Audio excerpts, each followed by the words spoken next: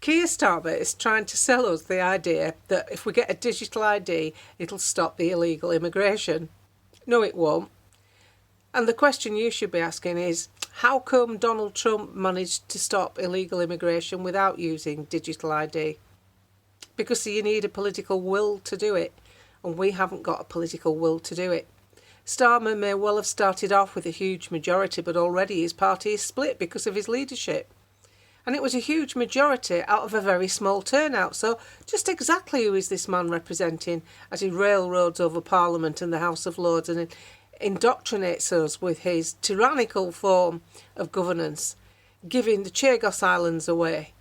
He said in an interview with Bev Turner, as he stood next to the President of the United States, that he was a Christian when she asked about religion. Yet earlier newspaper articles when he was interviewed, he tells them that he was an atheist. So how are we supposed to believe this man?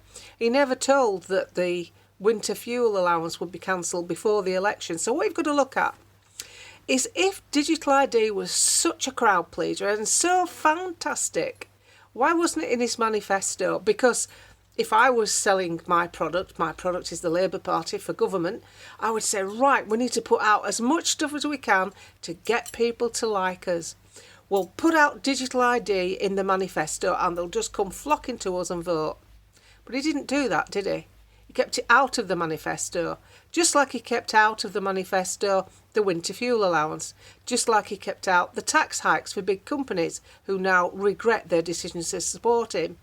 So as you can see, this man is not to be trusted.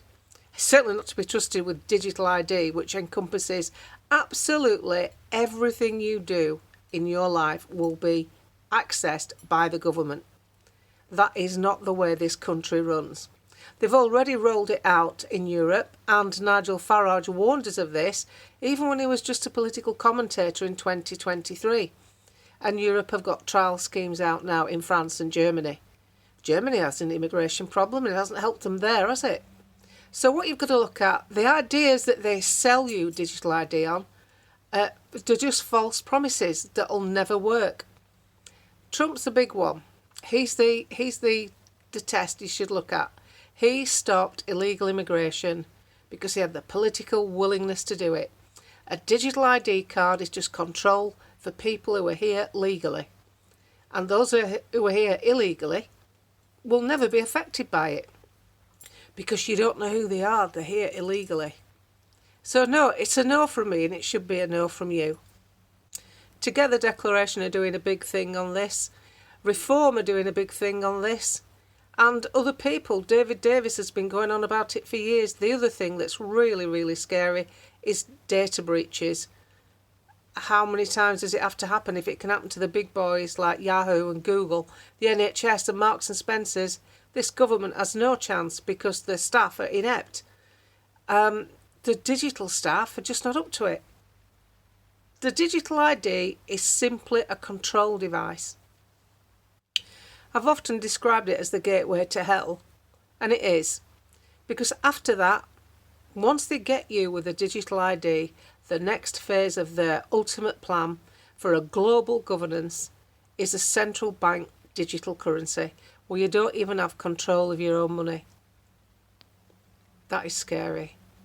And it shouldn't be confused with the private transactions that you do digitally with your own bank right now. That's completely different.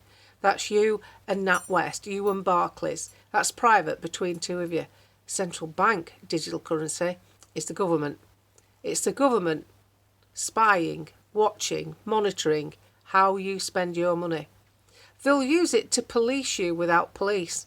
So, for instance, to make sure you're not a burden on the NHS, if you're overweight and a diabetic and you're registered and you buy a cake, it'll flag up by the barcode being interconnected to everything else that you do. And then they'll be able to monitor how many times in a week you're buying cake, or how many times you're buying alcohol. And a little friendly avatar will come up and say, hey, June, don't buy any more alcohol, you've bought enough this week. And it'll do it 2 or 3 times, and then it'll stop you at the till. That's what's coming. And if you doubt it, Google the Chinese social credit system. It's already being trialled in China. And when I say trialled in China, I don't mean with a handful of people.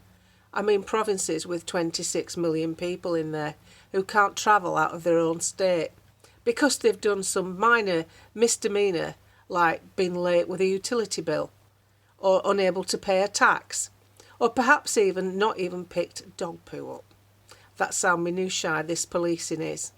And if you're really bad, your face gets splattered on a billboard at train stations and everywhere else, and your crime is announced to the whole province. That's how China runs it. That's how China keeps control of 2 billion people.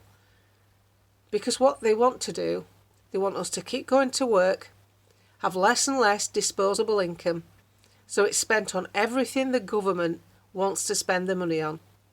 You don't want to pay green taxes.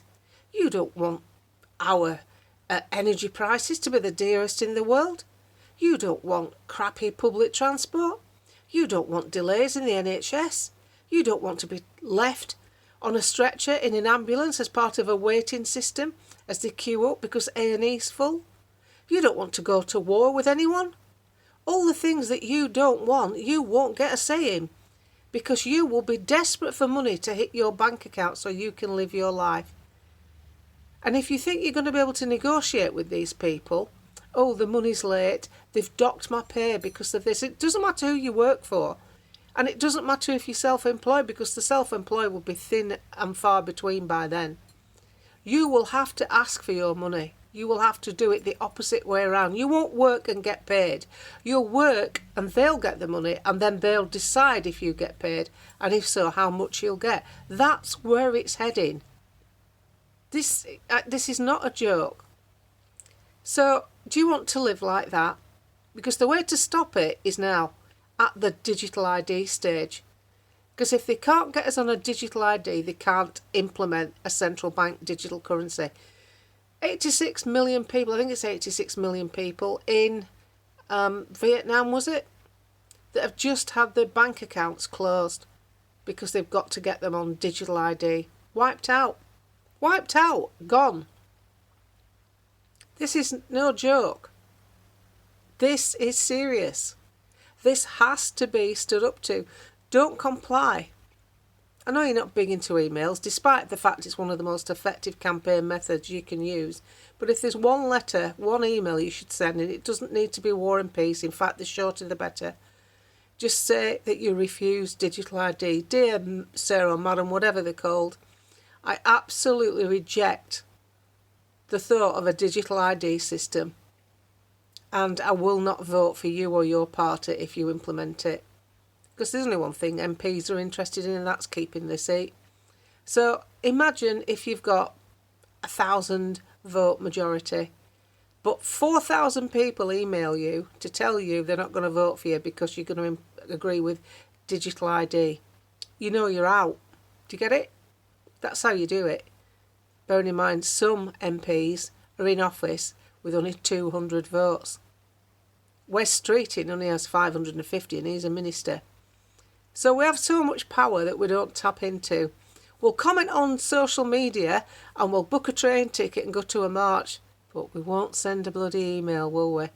And yet if you coordinated yourselves in your constituencies and anything you feel strongly about, have a word with your neighbour, have a word with people in different WhatsApp groups, have a word with people online, can we get an email campaign together? Or follow together declarations and use theirs. You'd have so much power. It's untapped, it's unused, and we should be making more of it.